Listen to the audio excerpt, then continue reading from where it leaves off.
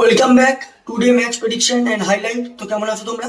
আজকে আমি আলোচনা করব Tamil Nadu premier league 2024 match number 3, যেটা খেলা হবে সালেম স্পার্টান ভার্সেস সিম মাদুরাই প্যান্থার।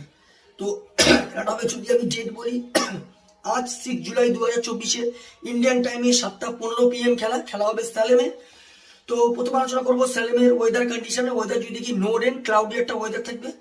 আর যদি পিচ ক্যালকুলেশন করা হয় তো একটা কথা বলবো, টসে জিতে ফার্স্ট ব্যাট করা উচিত। 160 plus good total, defendable total. তো এখানে একটা কথা বলবো, টসে জিতে ফার্স্ট ব্যাট করা উচিত।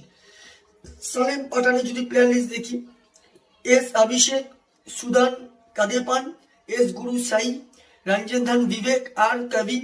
Wicket keeper Srijit Chandan, captain S Harish Kumar, Jagannathan Srinivasan.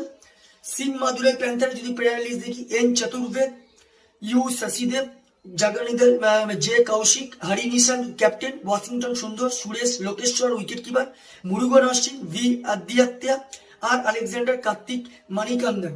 দুটো টিমের আমি প্লেয়ার লিস্ট বলেই দিলাম।